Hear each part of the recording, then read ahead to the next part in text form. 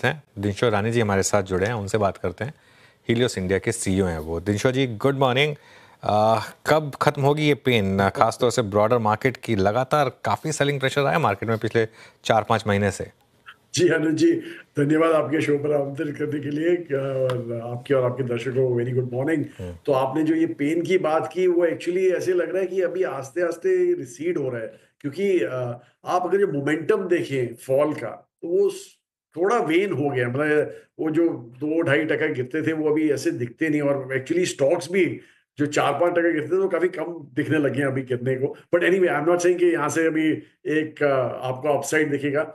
हमें ऐसे लग रहा है कि एक्चुअली आप अगर जो सिट बैक करें और ओवरऑल वैल्यूएशंस भी देखें, तो पहले प्रॉब्लम था वैल्यूएशन का, काफी स्ट्रेच हो गए थे, जो कि था एक्चुअली सितंबर में। आप देखें, लास्ट ईयर सितंबर की बात करें 24 की, तो हमारा जो प्रीमियम था वो एक ऑल टाइम हाई चला गया था विज़ावी द वर्ल्ड इंडेक्स। मतलब एमएससीआई इंडिया का वर्ल्ड एमएससीआई वर्ल्ड की बात करें, उसके ऊपर प्रीमियम 26-27% कुछ प्रीमियम हो गया था, जो ऑल टाइम हाई था। तो आज की तारीख में वो प्रीमियम 3-4% रह गया, which is again all time low. तो अभी आप सोचिए, दोनों साइड का आपने मुंह देख लिया। और वो इसलिए देखा है क्योंकि यूएस काफी स्ट्रांग हो गया।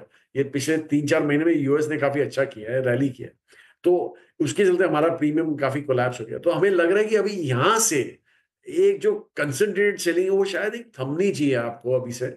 और आपने देखा भी है, जैसे ही कोई मतलब एफआई की अगर जो बात करें, तो जैसे ही कोई प्लेसमेंट होता है, अच्छा प्लेसमेंट होता है, या तो कोई नया आईपीओ आता है, तो पार्टिसिपेशन तो उनका काफी हद तक रहता ही है। तो इसलिए हमें लग रहा है कि they are also looking at India very constructively now. और दूसरा, अगर जो डोमेस्टिक वैल्यूएशन की बात करें, तो अगेन ऑब्वियसली लार्ज कैप तो काफी हद तक आपके 20 साल के एवरेजेस पे आ चुके हैं ऑलरेडी वैल्यूएशंस। और मिड कैप स्मॉल कैप की बात करें, तो यहाँ पे भी पॉकेट्स छोड़ के जो फ्रॉथ है, जहाँ पे भी आप दूसरे देखेंगे, तो काफी हद तक यहाँ पे भी आपको एक वैल्यू दिख रही है। तो अल्टीमेटली आपको यही कॉल लेना पड़ता है अनुज जी, कि ओवरऑल मार्केट अगर जो आप साइड में रखें, परे रखें, और आप खुद के अपने स्टॉक्स देखें, तो हमें तो एक्चुअली ये लग रहा है कि ये फेज इतना स्टॉक पिकर के लिए बहुत ही बढ़िया हो सकता है, एक अल्फा मैनेजर के लिए बहुत ही बढ़िया हो सकता है। बिकॉज यही फेज होता है जहां पे आपको आपके आइडियाज अच्छी तरह स्टडी करने का मौका मिलता है। कंसोलिडेशन फेज में आपको पिकअप करने का चांस मिलता है। तो हमें तो काफी हद तक लग रहा है कि ये समवेयर नियर द बॉटम। मुझे नहीं पता कि ये वेदर बॉटम है कि नहीं, but somewhere close to the bottom है। अच्छा, दिनशो जी नमस्कार। वीरेंद्र बोल रहा हूँ। आज सुबह मेरे सहयोगी आशीष ने वो एक एनएससी की बहुत अच्छी रिपोर्ट का उल्लेख किया था। अभी मैंने हालांकि ये रिपोर्ट बहुत ढंग से पढ़ी नहीं है, लेकिन अगर मैं हेडलाइन पढ़ूँ उसकी, तो प्रमोटर्स होल्डिंग दिसंबर तक आते आते 96 बेसिस पॉइंट्स रिड्यूस होकर 41.4%। प्रमोटर्स होल्डिंग का रिड्यूस होना, एफआईज की 3-4 लाख करोड़ रुपए की सेलिंग हो चुकी है। हम अकेले ही पेन झेल रहे हैं, बाकी लोग एग्जिट कर रहे हैं, ऐसा ऐसा तो नहीं है? मिड ये रिटेल फंसा हुआ है? जी वीरू जी, वीरू जी, ये जो आपने बोला ना, आप देखिए, ये प्रमोटर की सेलिंग एक ऐसे इंडिकेशन भी हो सकती है कि काफी उनको फ्रॉड दिख रहा है, लेकिन इट्स अ अपॉर्चुनिस्टिक सेलिंग, क्योंकि आपकी लिक्विडिटी होती है मार्केट में, तो ही आपको सप्लाई मिलता है। तो ये कैश 22 सिचुएशन जैसे बोलते हैं ना, वैसा है कि आप लिक्विडिटी नहीं होगी तो सेलिंग भी नहीं होगी। तो वैसा होता है। तो I don't think that's an indicator. पर आपने जो एफआई का बोला, आई थिंक एफआई के काफी रीजंस थे बेचने के भी। एक तो ऑब्वियसली वैल्यूएशन जो मैंने बोल दिया आपको, कि उसमें तो काफी स्ट्रेच हो गए थे हम लोग, और अभी तो आप देखिए कि काफी अपीलिंग वैल्यूएशन हो गए हमारे। और दूसरा था कि ग्रोथ रेट्स, आपके जो हमारी अर्निंग्स ग्रोथ थी, वो भी काफी हद तक कम हो गई थी। पर दिसंबर क्वार्टर में जो ग्रोथ देखी हमने, एक काफी हद तक वो एक बड़ी मतलब एनकरेजिंग थी, क्योंकि मुझे लगा था कि दिसंबर और जैसे सितंबर था नेगेटिव ग्रोथ रेट, मुझे लगा दिसंबर भी शायद नेगेटिव होगा, लेकिन नहीं था। दिसंबर में तो उल्टा आपने पॉजिटिव ग्रोथ देखी। आप कमोडिटी भी हटा दीजिए, जहां पे ज्यादा आपको ग्रोथ दिखी होगी, तो फिर भी कोई 2-3% पॉजिटिव अर्निंग्स ग्रोथ ही आई थी। और मैं एनएससी 500 की बात कर रहा हूँ, निफ्टी 50 की बात नहीं कर रहा हूँ, जो कि सबसे ब्रॉडेस्ट इंडेक्स है। तो वहां पे भी आपने देख लिया कि पेन एक हद तक हो चुका है, क्लियर हो चुका है। रूरल इकोनॉमी पिकअप हो रही है आस्ते आस्ते। अर्बन डिमांड जो कोलैप्स हो गई थी, वो भी थोड़ा अभी फ्लैटन आउट हो गई है। अभी पिकअप नहीं आया है, बट फ्लैटन आउट हो गई है। आरबीआई के प्रोएक्टिव मेजर्स चालू हो गए हैं। हमारी बजट में भी काफी हद तक एक इम्पीटस दिया था कंजम्पशन को, by giving away that 1 lakh crore. जो कि in its own 1 lakh crore इतना बड़ा साउंड नहीं होता, लेकिन आप वेलोसिटी ऑफ मनी अप्लाई करें तो काफी हद तक बड़ा हो जाता है। मतलब 5 टाइम की वेलोसिटी जो नॉर्मली बात करते हैं लोग, 5 लाख करोड़ का इम्पिटस दिया हुआ है इस बजट में फॉर स्पेंडिंग। तो ये सब हमें देख के लग रहा है कि थोड़ा यहाँ से अभी थोड़ा एक्साइटमेंट आना चाहिए वापस। एक्साइटमेंट मतलब as in at least flatten out तो होना ही चाहिए। मे बी कंसोलिडेशन फेज में हम चले जाएंगे, probably another couple of quarters, but जैसे मैंने बोला कंसोलिडेशन फेज में ही आपको अच्छे आइडिया दिखते हैं, वेल्थ क्रिएशन यही होता है। सो आई लीव इट हियर। बिल्कुल 22,800 के नीचे फिर आ गए एक बार, और अब मिड कैप देखिए 500 पॉइंट नीचे। और आज सुबह एक वार्निंग थी कि मिड कैप में एक मौका शायद मार्केट आपको फिर दे रहा है अपनी फंसी हुई पोजीशन से एग्जिट करने का, लेकिन इतनी जल्दी वो घूम जाएगा ये शायद ना सोचा हो। लेकिन 550 पॉइंट नीचे इस समय मिड कैप इंडेक्स, और अब 22,784। ध्यान रखिए 22,725 मंडे का लो था, तो वीकली लो 22,725 था आपका। और अब काफ़ी स्टॉक्स में काफ़ी इस समय आपको सेलिंग प्रेशर दिखाई दे रहा है। दिनशा जी, वो पिछली बार जब वो HDFC बैंक के नंबर्स आए थे, तब आप और मैं एक इवेंट में साथ में थे और हम डिस्कस भी कर रहे थे, क्योंकि सबसे बड़ी होल्डिंग रही है आपकी। हालांकि रिकवरी आई है लोअर लेवल से, लेकिन अभी भी काफ़ी पेशेंस टेस्ट कर रहा है ये इन्वेस्टर्स की, और FIs की सेलिंग शायद अभी भी इंटैक्ट है।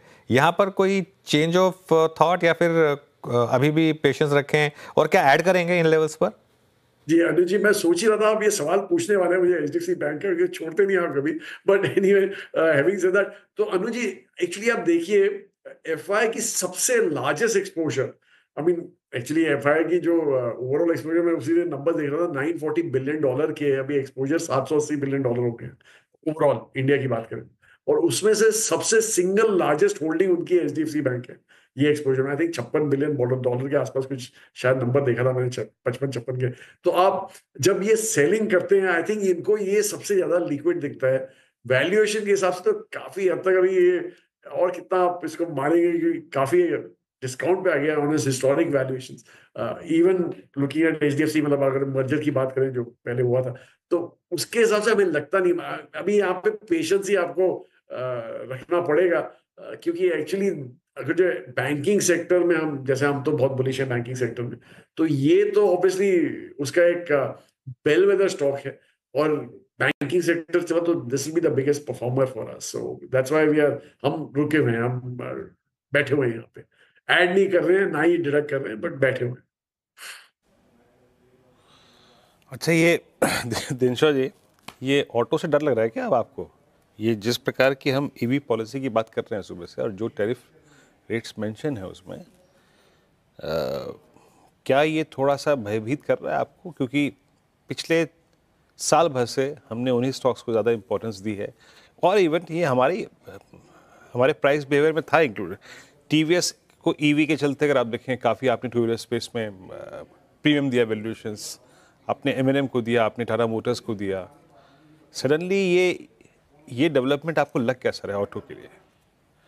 जी एक्चुअली वीरू जी, सबसे सबसे बड़ा इम्पैक्ट, अगर जो इंडियन टैरिफ्स हमारे कम हो जाते हैं, तो ऑटो स्पेस को ही है और किसी और को नहीं है। एक्चुअली हमें तो पहले से ही हमारे जो इन्वेस्टर्स थे उनको कॉशन कर रहे थे कि आप ऑटोज मत लीजिए। हमारे तो पोर्टफोलियो में कभी था भी नहीं ऑटोज, शायद एक आध स्टॉक होगा तो होगा, लेकिन ये PV वाले तो थे, पैसेंजर व्हीकल वाले तो बिल्कुल नहीं थे हमारे, क्योंकि हमें बहुत क्लैरिटी थी कि यहाँ पे एक EV का ओवरहैंग है। फॉर्चुनेटली ये जो प्लेयर्स थे सारे इंसुलेटेड थे फ्रॉम ग्लोबल कंपटीशन, बिकॉज हमारे टेरिस इतने हाई थे। तो अभी ये टेरिस अगर जो आप रिड्यूस करने वाले हैं, तो ऑब्वियसली एक सवाल जो होते हैं कि US के लिए अगर अकेले थोड़ी ना रिड्यूस करेंगे, आप पूरी दुनिया के लिए करना पड़ेगा, नहीं तो WTO में आपका फ्लैग ऑफ हो जाएगा। तो you can be selective in your tariffs. तो इसलिए मुझे लग रहा है कि टेस्ला से ज्यादा चाइनीज कंपटीशन ज्यादा हर्ट करेगा हमें। एंड फ्रैंकली आप ग्रोथ देखिए हमारे ऑटो स्पेस में, सिर्फ प्रीमियम में थी, एंट्री लेवल में तो ग्रोथ रेट्स थी नहीं यहाँ पे। In fact if anything entry level flattish ही था मोरलेस, व्हीकल्स की बात करें तो प्रीमियम सेगमेंट में यहाँ पे, प्रीमियम मतलब I am talking about SUVs वगैरह, वो सब में ज्यादा ग्रोथ रेट दिखती थी आपको। तो यहाँ पे मुझे लग रहा है कि एक पेन पॉइंट बहुत ही बड़ा है। और ऑब्वियसली जो इतने प्रीमियम वैल्यूएशन चले गए थे हमारे auto, in fact all time high valuation पे घूम रहे थे, आई थिंक वो तो करेक्ट करने ही वाले हैं। एंड हमारे पास तो है नहीं, और इनफैक्ट हमारे लॉन्ग शॉर्ट फंड में तो हम शॉर्ट है ये सब स्पेस में। हम सिंस हम बात कर रहे हैं ट्रम्प टेंट्रम्स की, तो आईटी और फार्मा को कैसे देखें? ये दो इंडेक्स, ये दो सेक्टर्स थे जिन्होंने पिछले साल सबसे ज़्यादा रिटर्न्स जनरेट करे थे, लेकिन इस साल सबसे ज़्यादा अब तक जो प्रेशर आ रहा है वो इन्हीं सेक्टर्स पर आ रहा है सेलेक्टिवली। जी, आईटी की बात करें स्पेसिफिकली तो मुझे नहीं लगता कि वहां पे कुछ ज्यादा इम्पैक्ट हो सकता है अनुजी, क्योंकि एक्चुअली आप वहां पे अगर जो आईटी अनएम्प्लॉयमेंट देखें तो इतना ज्यादा पेन पॉइंट नहीं है उस इकोनॉमी के लिए। और दूसरा, जो हमारे H1B जो डिपेंडेंस था वो भी काफी हद तक कम हो चुका है। एटलीस्ट द जो बड़ी कंपनी है उसमें, लाइक टीसीएस इन्फोसिस की बात करें तो काफी हद तक बहुत ही कम रिलायंस हो गया अभी H1B पे। और उनके लोकल आउटफिट्स आप देखिए यूएस में, सबने अपने अपने सेंटर्स खड़े कर दिए वहां पे। तो वहां पे देखिए तो 70% जो उनका, if I remember the figure right, 70% जो उनके वो थे लोकल जो एम्प्लॉइज थे वहां पे, आर लोकल एम्प्लॉइज, मतलब यूएस सिटीजन हैं। और उसमें भी इंडियन शायद काफी हद तक, जो 30% था वो इंडियन नहीं थे, उसमें भी मिक्स था। मेक्सिकन थे, हिस्पैनिक्स थे, लेटिनोस थे, ये सब मिक्स था पूरा। तो इसलिए काफी हद तक ये मुझे लगता है सेक्टर इंसुलेटेड है फ्रॉम ट्रम्प ट्रेंड्रम्स।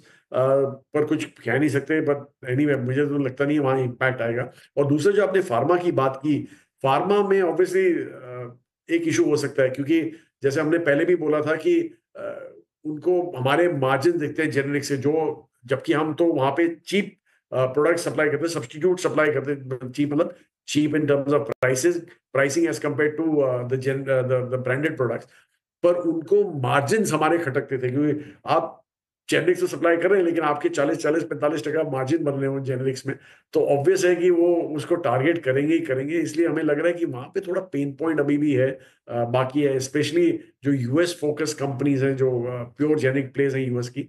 इसीलिए आप हमारा पोर्टफोलियो देखें तो हमारे पास फार्मा में बहुत ही चंद चुनिंदा नाम है, और वो भी मेनली सीडीएमओ प्ले है या तो डोमेस्टिक प्लेस हैं वैसे करके। तो I think that is where you need to focus, क्योंकि एक बार सर्टेनिटी आती है तभी आप देख सकते हो उस सेक्टर को।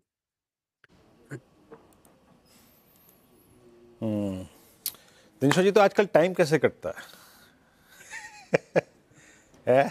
जी, आजकल आजकल टाइम मेरा तो कट रहा है, क्योंकि हम हमारा मिड कैप फंड मार्केटिंग कर रहे हैं अभी, क्योंकि हमारा लॉन्च चालू हो गया है।